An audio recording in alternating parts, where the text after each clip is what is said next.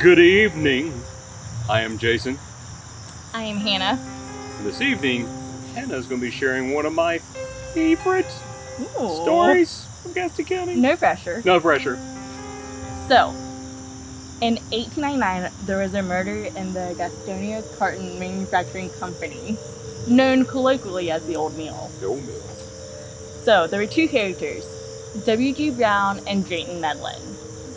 Now, W.G. Brown had been working in the mill since he was a teen. Had worked his way up to assistant superintendent by the time 1899 happened. Drayton Medlin, however, had been kicked out of South Carolina, deserted from the Spanish-American War, all before he wound up in Gastonia. Medlin had been kicked out of South Carolina because he had formed a Pickens robbing gang in Pickens, South Carolina. Him and a group of friends, brothers, nephews, had gone around robbing wealthy, older men in South Carolina. My favorite was how they hid their tracks. They would rid chili flakes in the ground to warn off the dogs. Black gonko sacks, I think that's how you say it. Gonko sack? Gonko? What is a gonko sack? I have no idea. I was trying to figure that out. But because they used the same MO for every single robber, they were eventually, the detectives were able to piece the pieces together. So every time they found chili pepper and gonko sacks, they knew. They knew it was the picking gang? And when then a brigade of citizens actually found out. So we're not saying masterminds. Right. And this is an important part because when the Citizens Brigade found them, they used double barrel shotguns and shot off Medlin's fingers. What? So they were able to put both of them back on, but they were always crippled. Poor Medlin. I mean, you're not very good at being a criminal, so we're going to take your fingers. Okay, all right.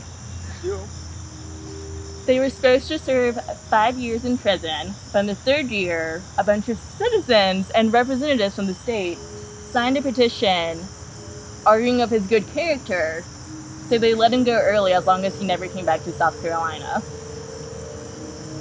It's how my family lives, South Carolina. Just never go back. Never go back. The roads are enough. That's right. So then he wound up in Bessemer, joined the Spanish-American War as a volunteer unit, deserted that probably shortly after it started, because the war itself did not last very long. Yeah, it's a quick turnaround. It was a quick turnaround. Was in the Gastonia Carton Manufacturing Company by 1899, with his daughter was also working there. So the night of June 9th, him and W.G. Brown had got an argument over his daughter's wages. W.G. Brown believed his daughter was only entitled to 48 cents a day. Medlin claimed she was entitled to 50 cents a day. Apparently hot words were passed. Hard words. The next morning, W.G. Brown would not allow the daughter to actually work that day, bringing Medlin back to the mill with a pistol. Brown saw Medlin approaching, told a co-worker, Cheryl, to go stop Medlin. According to the transcripts of the court case, Cheryl did not try very hard. She was like, I want to go up there with you. And Medlin was like, I don't want any trouble. And Cheryl was like, okay. Thanks, Cheryl. thanks for trying your best that day. So, Medlin and his daughter. She was with him? She was with him. Just, bring your daughter to work day. Let's go argue for those 2 cents. Because, baby, you deserve it. You deserve it. Did he count on the broken? Hey, okay.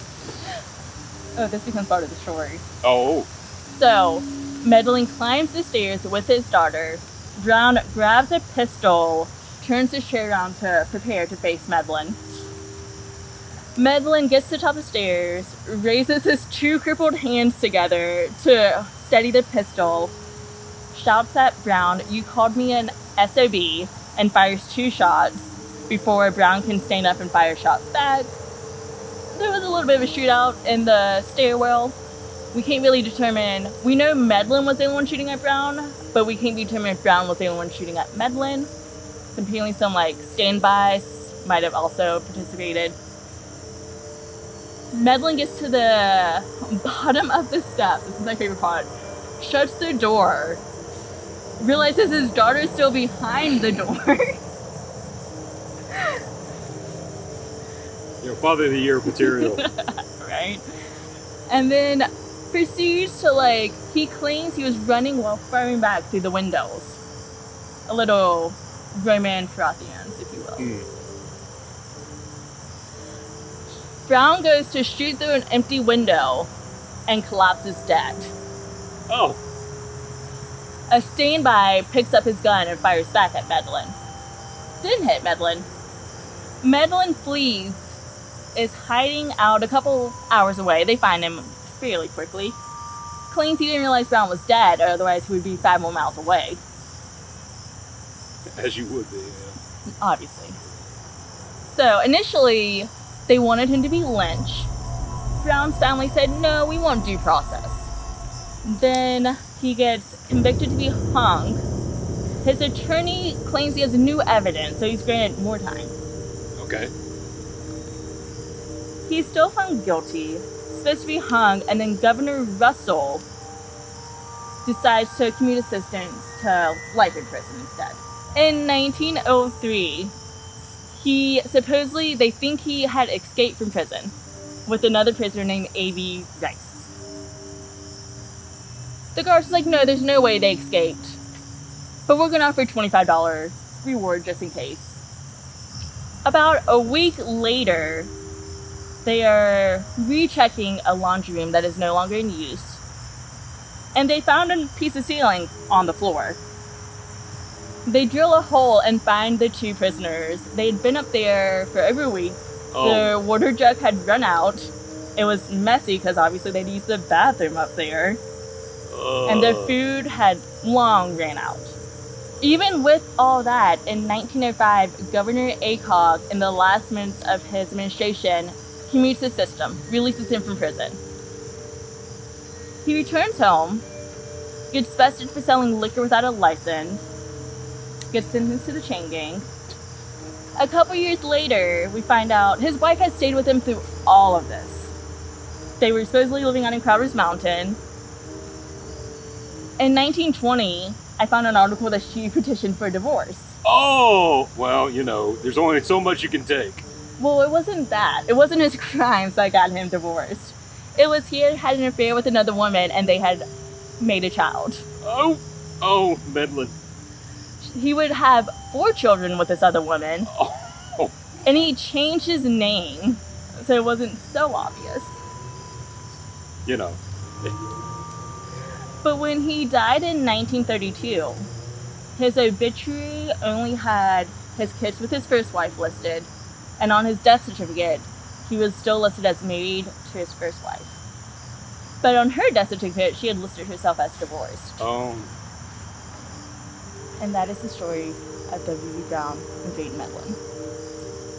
Do we know what happened to Brown? I mean, I know that he was buried in Oakland. Yes. His His wife and kids stayed in Gastonia up until her death. So the Medlin and the Brown kids were running around in the same town. That's got to be weird. That's weird. Going down to the local, Sock hop. sock hop, and hey, it's a Medlin. You killed my dad. Would you like to share a milkshake? Would you like to? May they rest in peace. May they rest in peace. Stinking Medlin.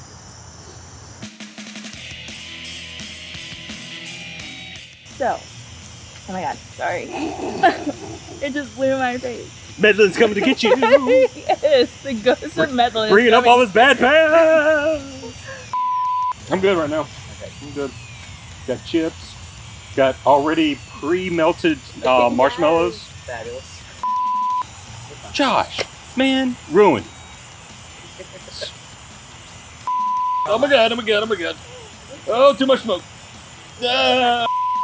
Do we need to introduce ourselves? I would. Yeah, I would. Yeah. Hey, Hey. it's a little less smoky now. It is.